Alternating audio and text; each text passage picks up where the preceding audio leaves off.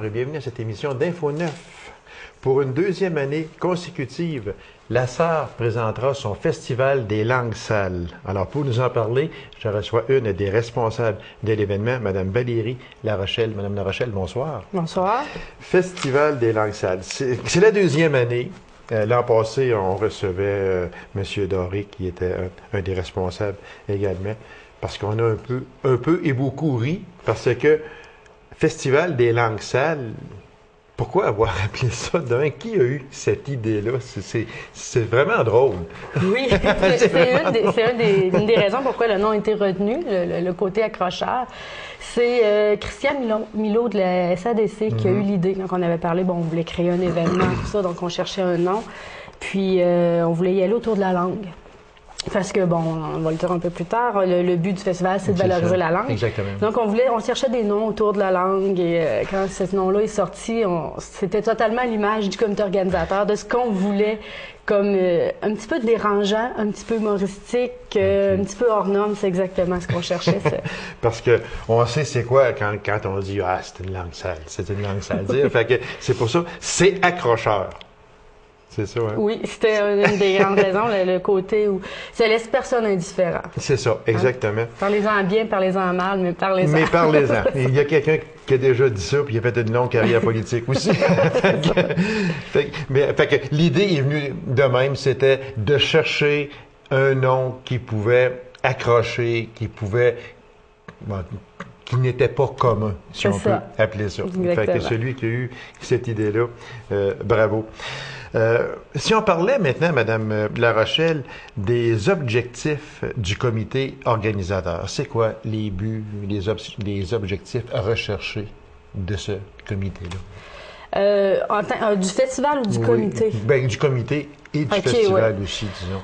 C'est sûr que le but, c'est de créer un événement rassembleur pour les 18-35 ans en région. Un événement qui va être centré sur plusieurs jours. Donc, on le sait, la Commission des loisirs offre quand même une belle programmation, mais ça va être étalé sur l'année. Donc, on voulait quelque chose de rassembleur sur quelques jours, un festival qui vient combler puis qui va essayer de vraiment toucher les jeunes ici.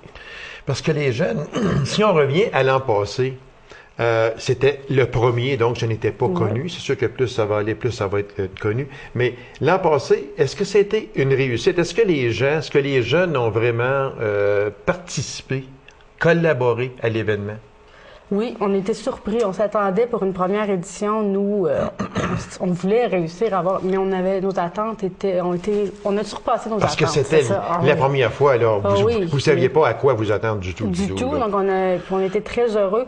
Donc, on a des gens qui ont participé autant au niveau bénévole que spectateurs, au niveau de l'organisation, de toute la technique. On a eu beaucoup d'aide.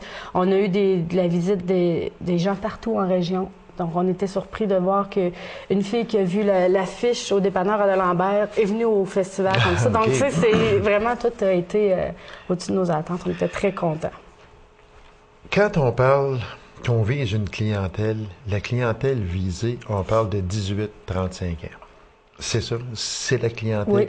Oui. Cette clientèle-là, pourquoi spécifiquement cette clientèle-là?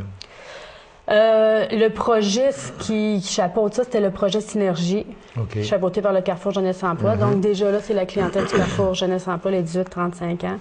La jeunesse, aujourd'hui, on est en soi cette tranche d'âge-là. Et on est dans cette tranche d'âge-là, nous, le comité organisateur aussi. Puis le manque qu'on voyait, c'était à ce niveau-là. Cette catégorie d'âge-là, c'est là qu'on voulait créer un événement rassembleur. Est-ce que c'est vrai que très souvent, en Abitibi-Témiscamingue, mais si on se reporte chez nous ici en Abitibi-Ouest, est-ce que c'est vrai qu'il y a véritablement un manque d'activité, un manque d'intérêt? Parce que si on manque d'intérêt, c'est parce qu'on a peu ou pas d'activité pour les 18-35 ans. Parce que c'est la clientèle visée. Il y en a. Dépendant des domaines, mais oui, il y a un travail à faire ici, autant au niveau de l'organisation d'événements que de rejoindre les gens. Parfois, c'est un des points faibles de l'Abitibi-Ouest, c'est très difficile de rejoindre les gens. Donc, avec un festival comme ça, à grande ampleur, où on en parle avec un nom aussi qui fait beaucoup jaser, ce qu'on veut, c'est ça, justement, aller toucher un peu tout le monde, déranger un petit peu tout le monde, ou les faire rire, et faire en sorte qu'ils connaissent le festival et qu'ils viennent le voir. Pour ce qui est des autres domaines, le manque, je pourrais pas dire qu'il y a un manque d'activités. Non, il y en a. Un peu dispersé, c'est des petites activités. Des gros événements, peut-être un petit peu moins. On dit que c'est régional. Donc, à partir de ce moment-là, ça ne couvre pas seulement que l'Abitibi-Ouest, ça couvre l'Abitibi-Témiscamingue. Si on se fie à l'an dernier versus ce que vous attendez cette année, est-ce que il y a eu et il y aura de la participation de, je sais pas, du Témiscamingue, de Val-d'Or, Malartic, Rouyn-Noranda? On compte là-dessus parce qu'on a entre autres des artistes invités d'un peu partout en région. Souvent, ces artistes-là vont apporter leur public. L'an passé, on avait justement Témiscamingue qui était très représenté. Il y avait Rouyn. Cette année, on touche Val-d'Or et plusieurs municipalités comme ça, d'autres MRC qu'on touche. Donc, c'est une des façons. On met de la publicité partout aussi en région. Donc, je pense que oui, on gagne à être connu. Puis les gens sont curieux. Oui, les gens veulent venir voir, exactement. Puis on s'attend à avoir de la publicité. Puis moi, j'en reviens toujours à votre langue sale. Pas vous, mais le festival. Et puis, j'en reviens toujours à ça. Puis, c'est accrocheur, c'est sûr. Alors, les gens qui, l'an passé, ne savaient pas trop c'était quoi, on dit, bon, on va laisser aller un peu, mais cette année, peut-être que, bon, ça revient, les gens vont piquer. Vous allez piquer leur curiosité une deuxième année, donc ça peut attirer une bonne foule. Madame La Rochelle, si on y allait avec la programmation. Oui, cette année, le festival va avoir lieu du 26 au 28 février, au bistrot La Maîtresse en particulier, puis aussi au Théâtre de Poche. Le jeudi, on va faire le lancement, un 5 à 7 avec Guillaume Beaulieu. Donc, le fameux conteur. Oui, c'est ça, qui va venir nous ouvrir ça avec un spectacle pour nous. Okay. Et on a Geneviève et Mathieu aussi, un groupe assez particulier de Val-d'Or qui va venir faire une prestation le jeudi. Le vendredi soir, c'est Réal B. Benoît qui va venir faire la première partie du fameux concours de bitchage de village. Et ça se passe au Théâtre de Poche. Et le vendredi soir, à la Maîtresse, c'est Chantal Archambault et les Batteuses Slack. Encore un groupe assez dérangeant qui va venir faire une prestation.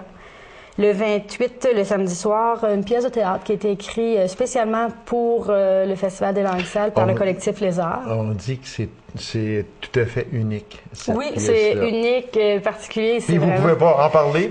C'est ça, bon, pas en parler du tout, mais ça va valoir le déplacement. Okay. Et on va finir avec Annick Jean, une chanteuse rock, et Habitabis, un groupe d'ici. Donc, ça se passe surtout au bistrot La Maîtresse. Oui. À la Sarre.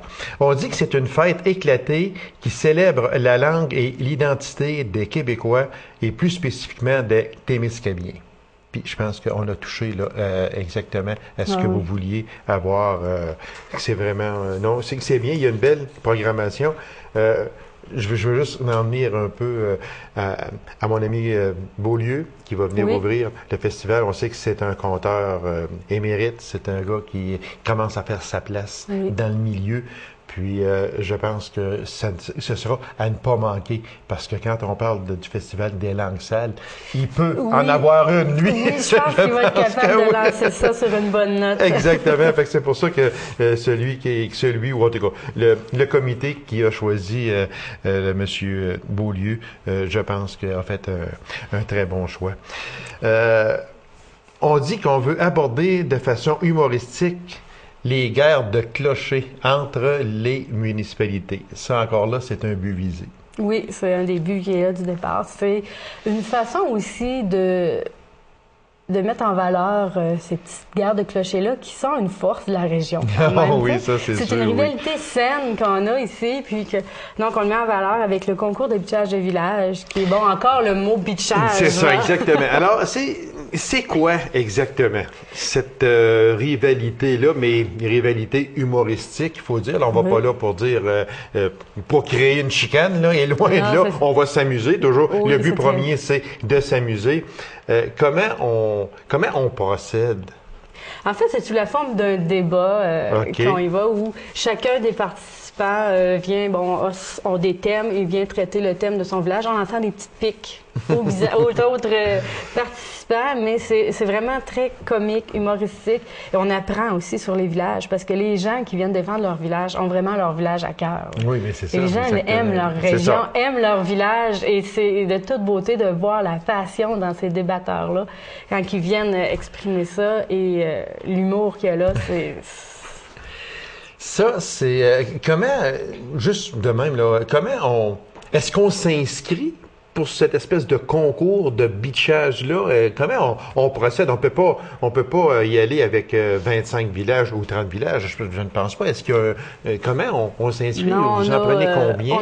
L'an dernier, on en avait 5. 5, OK. C'était 5 débatteurs. Et c'est nous qui part à la pêche, parce que l'an dernier, c'était la première édition, c'était plus ou moins connu, donc c'est ça, on était là. Oui. Et cette année, c'est un petit peu le même fonctionnement. Donc, on cible des villages, on tente de trouver des personnes. C'est ça. Donc, on invite des personnes où on contacte le village qui tente de nous soumettre une personne qui pourrait bien défendre le village et bien le représenter. Qui avait été le village vainqueur l'an dernier? C'est Tachereau, Valérie Lemay, qui était venue défendre son village et qui est sortie la pire langue sale de l'Abitibi-Ouest. Tout un titre. Non, elle est très fière, d'ailleurs. Oui, j'en suis persuadé, parce que j'avais reçu le maire, M. Poulain, pas longtemps après. Puis lui ici, ça faisait une fierté de ça. J'ai dit, votre village, c'est un village de langue sale.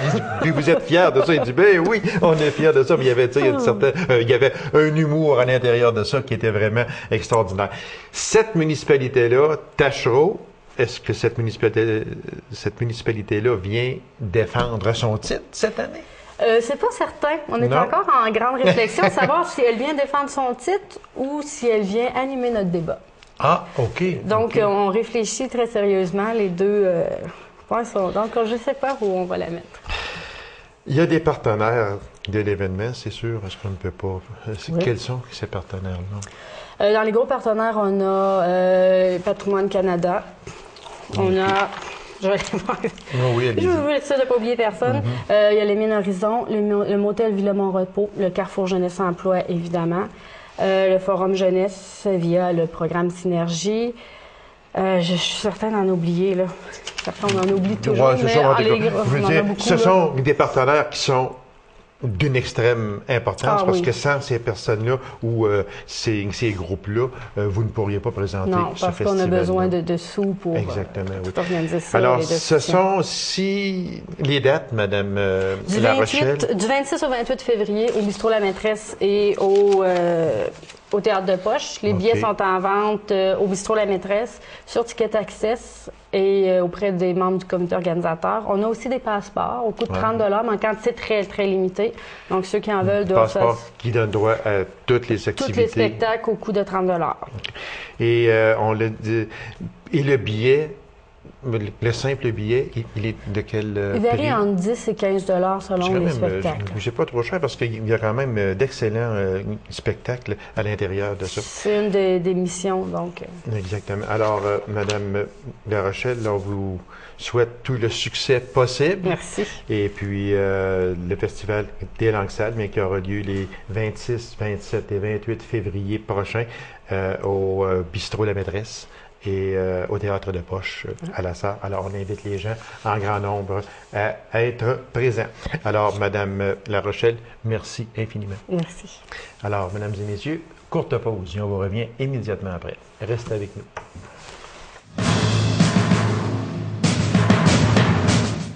Elle vient nous parler de la campagne d'autofinancement du Centre de croissance d'Abitibi-Ouest.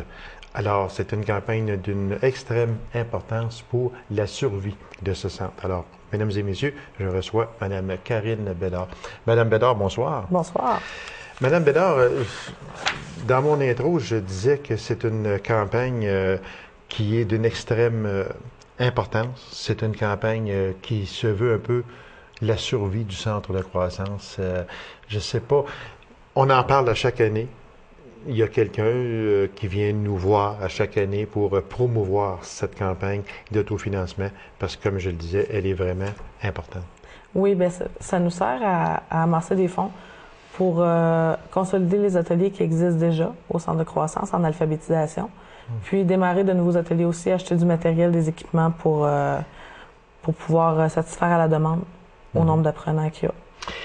Combien de membres d'apprenants il y a au centre de croissance? Présentement, les derniers chiffres que j'ai datent de la semaine dernière, il y a des nouveaux rentrés, mais je vous dirais 37 à ce jour-là. 37. 37. Est-ce que, il me semble que ce chiffre-là augmente d'année en année. Est-ce que je me trompe? Non, vous vous trompez pas. On a beaucoup de demandes. Puis, on a même, des listes d'attente en informatique. Il y a des gens qui aimeraient, suivre des cours en informatique. Malheureusement, c'est l'espace aussi qui nous manque. Donc, cette campagne d'autofinancement-là sert à procurer des livres, du matériel, des cahiers d'exercice pour tous ces gens-là. Expliquez-nous un peu c'est quoi, avant d'en venir directement à la campagne de financement, expliquez-nous un peu c'est quoi le centre de croissance. On en parle souvent, là, mais il y a peut-être des gens encore qui ne savent pas exactement qu'est-ce que le centre de croissance, qui peut s'inscrire, comment on s'inscrit à ça. Le centre de croissance, ça s'adresse aux personnes qui ont des difficultés de lecture et d'écriture, des personnes analphabètes, qui soient complètes ou fonctionnelles. Les gens qui peuvent s'inscrire, pour s'inscrire, les gens viennent nous rencontrer. Donc, on vérifie avec eux leur scolarité. S'ils ont moins d'une 7e année, un secondaire 3, moins d'un secondaire 3, donc ils sont admissibles pour s'inscrire. L'inscription est gratuite. Donc, on fournit le matériel, on fournit les cahiers d'exercice, crayons, papier, pour que les gens puissent avancer dans leur scolarité. Il n'y a pas d'âge? C'est 16 ans et plus. 16 ans et plus? Oui. Je ne sais pas, quel est, juste une question comme ça, là, quel est votre plus jeune élève, si on peut s'exprimer ainsi, quel est l'âge du plus jeune élève et quel est l'âge du plus âgé? Cette année, le plus jeune a 26 ans, puis le plus âgé a frôle les 60 ans. Ah mon Dieu, oui? Oui. Okay. Ça, ce sont des gens qui veulent apprendre, ce sont des gens analphabètes assez souvent, est-ce qu'on peut dire ça comme ça? Oui, analphabète complet ou fonctionnel. Oui, il y en a qui ne savent pas lire ni écrire du tout. Par contre, il y en a beaucoup qui savent lire et écrire, mais qui ont beaucoup de difficultés pour se débrouiller dans la société d'aujourd'hui. Donc, la société qui est très, très informatisée, qui avance très rapidement. Donc, souvent, ça va être ça aussi, là. C'est quoi, d'après vous, qui peut pousser une personne, je ne sais pas moi, là, je dis ça comme ça, de 50 quelques années plus, à dire, bon, mais moi, là, je veux apprendre à écrire. J'ai jamais écrit de ma vie, j'ai jamais été capable de lire de ma vie. Qu'est-ce qui peut pousser une personne à vouloir, là, surtout rendue dans la cinquantaine, à vouloir apprendre?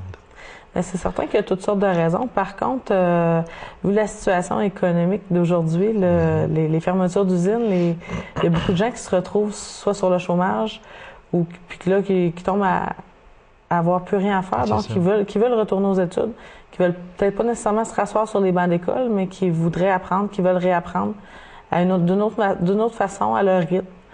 Donc, souvent, c'est ça qui pousse ces gens-là. Ils viennent nous rencontrer pour venir chercher des informations, puis finalement, ils s'inscrivent à des ateliers.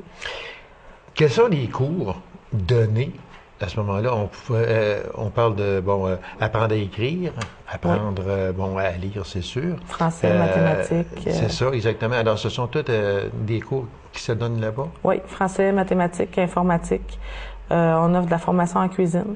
Ah oui? Oui, pour certains apprenants. Pour 3 ou 4 apprenants par année, on offre de la formation en cuisine tout au long de l'année. Mon Dieu. On a des ateliers de connaissances générales, de connaissances de soi. C'est quand même beaucoup. Mais c'est bien parce que à chaque année, on vous reçoit, que ce soit Mme Élise ou vous, et puis d'année en année, le nombre augmente. Donc, si le nombre augmente, c'est sûr qu'on a besoin de plus de sous pour le faire fonctionner parce qu'on a besoin de rendre service à toutes ces personnes-là. Donc, c'est pour ça que vous faites une campagne d'autofinancement. Si on en revient à cette campagne-là, Mme Bédard, cette année, est-ce qu'il y aura également un souper bénéfice, un souper soirée bénéfice comme vous faites à chaque année? Oui. Il va avoir lieu le 9 mai au Centre Saint-André de la Sarre, au Club de l'Âge du Centre Saint-André. Donc, il va y avoir plein d'activités encore là, ce souper soirée-là. On a un beau menu encore cette année, un jus de tomate, une bœuf aux carottes, puis un brownies comme dessert. Donc, On attend environ entre 250 et 300 personnes encore cette année, on espère. Quand vous dites encore cette année, c'est parce que l'an dernier, ça a été aussi... Et les autres années, ce fut quand même... ce fut un beau succès aussi. Oui, les gens apprécient. C'est une soirée variété. Donc, il y a des sketchs humoristiques, il y a le concours Ça chante en Abitibi-Ouest. Oui, on va en venir sur ça, là. Il y a plein d'activités, de la chorale. Parce que ça veut dire que les gens ne vont pas seulement que souper, puis on s'en va chez nous après. Non. Là. C'est sûr que... Est-ce que les gens peuvent venir juste à la soirée? Oui. Ils peuvent venir soit soirée, souper et soirée, ou soit uniquement à la soirée? Oui. Le coût n'est pas le même. Non, le coût est un petit peu différent, un petit peu inférieur seulement pour la soirée. Par contre, nous, c'est certain que les gens peuvent venir juste à la soirée, mais c'est s'il reste de la place. Donc, Ah, OK, c'est ça. Parce qu'il y a beaucoup de gens qui vont être déjà au souper qui vont rester pour la soirée. Oui, exactement. Et vous vous attendez à 250 à 300 personnes? Oui, on espère. On espère encore cette année. On vous le souhaite aussi. Quand on dit que pendant la soirée, il y aura des sketchs humoristiques, c'est vraiment, là, quand on parle de sketch humoristique, on va là pour se détendre, on va là pour rire. Oui. Puis c'est vrai. Quel genre de sketch il y a? Mais c'est des courtes mises en scène. Donc, ça donne rien d'étirer ça en longueur. On veut que les gens rient, on veut que les gens s'amusent. Donc, on fait de courtes mises en scène. Il y a de la chanson un petit peu au travers. Cette année même, on a des invités surprises qui vont se joindre à nous pour des sketchs. Ah oui? Donc, je peux pas en dire plus. Non, mais c'est ça. Elle ne veut pas en dire. Quand on parle d'invités surprises, ce sont des gens du coin ici, c'est ça? Oui. Des gens qui sont connus, j'en suis persuadé. Oui. Je vais essayer d'avoir un nom, mais vous me le direz pas, je suis persuadé. Mais c'est ça. C'est l'effet surprise, j'en suis persuadé, qui va faire dire aux gens présents, ah, c'est lui. C'est lui qui est là, c'est ça? Fait que ça veut dire que ce sont des gens qui sont quand même connus dans le milieu. Oui. Exactement. Pas de nom à nous dire, elle ne veut pas nous le dire. Bon, on va laisser ça de même d'abord. Non, c'est sûr, parce que quand on parle... Je peux pas. Oui, c'est ça. Parce qu'il y a quand même aussi un effet surprise qu'on ne peut pas dévoiler. Puis même vous m'auriez dit, on peut en nommer un ou deux, là, je vous aurais dit non. On va garder l'effet surprise pour le 9 de mai prochain. Oui. C'est ça. Le fameux concours, ça chante en Abitibi-Ouest. Bon, ce concours-là existe depuis plusieurs années déjà. Ça revient d'année en année. Les gens en redemandent tout le temps. Il y a quand même... c'est quand même bien. Il y a des gens qui donnent une belle performance. On découvre de jeunes talents, des talents plus âgés aussi, mais des talents qu'on connaissait pas, que les gens n'étaient pas... ils n'avaient jamais fait de prestations en public. La plupart n'ont jamais fait de prestations en public. Puis cette année, on a modifié par contre le concours. L'an passé et les années précédentes, ça s'adressait aux personnes âgées de 12 ans et plus. OK. Par contre, l'année passée, on a eu beaucoup de demandes des jeunes de 10 ans, 11 ans. Donc cette année, le barème d'âge a descendu à 10 ans et plus. Ah bon. Donc, ça s'adresse aux gens de 10 ans à 110 ans. Ah oui? Puis, OK. C'est des catégories mixtes. Oui, c'est ça. Quand on parle de catégories, en général, c'est quoi les catégories que l'on peut voir là-dedans? Il y a une seule catégorie. La catégorie mixte. Donc, c'est de tous âges confondus. Les gens téléphonent au centre de croissance pour s'inscrire aux auditions qui vont avoir lieu les 13 et 14 mars prochains. C'est ça, exact. OK, c'est sûr que je voulais emmener justement à ça. Là. Comment les gens peuvent s'inscrire? C'est sûr qu'il y a un nombre limite, j'en suis persuadé. D'inscription? Oui. On en prend tant qu'on a de la place. Ah oui? OK. Fait que, on procède comment, là, pour les personnes qui nous écoutent, qui diraient, hey, moi, j'aimerais donner une performance. Cette personne-là fait quoi? La personne doit s'inscrire aux auditions. Donc, en téléphonant au centre de croissance au 819-333-3881, doit mentionner qu'elle veut s'inscrire aux auditions. Elle prend rendez-vous soit le 13 ou le 14 mars. Elle apporte sa trame sonore. Les inscriptions sont gratuites. Donc, pour les auditions, elle peut chanter en français ou en anglais. Ah, OK. Puis, suite aux auditions, parmi tous les candidats qui vont avoir participé, nous, on va retenir 12 finalistes qui, eux, vont chanter à la soirée du 9 mai. Donc, c'est ces 12 personnes-là, les 12 personnes qui vont être retenues lors des auditions. Alors, dans les auditions, on peut chanter en français ou en anglais, mais lors du concours? Lors de la soirée, c'est en français seulement. Alors, la personne devra choisir une chanson en français pour la soirée, oui. OK. Alors, si juste redire les dates, les auditions, c'est... C'est le 13 mars et le 14 mars 2009 au Centre de croissance. OK. Et on apporte une trame si on veut oui. aussi. Bon. Moi, j'aimerais ça qu'on parle des détails du concours. Je sais que vous en avez parlé un peu là, mais est-ce que les personnes gagnent quelque chose ou vont simplement s'amuser? Il y a pas. Est-ce qu'il y a premier rang, deuxième rang, troisième rang pour ceux qui viennent donner un spectacle? Pour la soirée, oui, des prix. Le premier prix, c'est 350 $. Ah oui. Deuxième prix, 125 $. Puis deux tirages de 75 et 50 $ pour les participants du concours. C'est le public qui vote. L'an dernier, combien que vous avez eu de participants? Aux auditions? Aux auditions, oui. 20, de mémoire, là, je crois que c'est 23. OK. Et puis, durant la soirée, est-ce que ces 23-là ont performé aussi? Non, c'est 12 participants. Seulement 12, hein? Oui. OK, c'est ça, OK. Au niveau du fonctionnement, là, pour ce qui est du souper, puis de la soirée, puis du concours, est-ce qu'il y a des changements qui ont été apportés ou si c'est encore le même rituel? C'est certain que l'horaire n'est pas encore complètement établi. Par contre, le seul changement à date, c'est vraiment l'âge des participants. Donc, pour le concours Saint-Charles-Abitibi-Ouest, au lieu d'être 12 ans et plus, c'est maintenant 10 ans et plus. Okay. Donc, à la demande. C'est certain que c'est une soirée qui se termine assez tard, aux alentours de minuit, 1 heure. Par contre, souvent, pour voir leur enfant chanter sur scène, puis donner un spectacle comme ça, les parents, il n'y a pas de problème. Non, c'est ça. Mais on avise quand même les parents là, que la soirée, ça se terminera pas à 7 h ou 8 h, ça se termine aux alentours de minuit, 1 heure. Là. Fait que c'est le 9 de mai, c'est à compter de quelle heure? Le 9 mai, c'est à compter de 17 h pour le souper, à 5 h, oui. OK.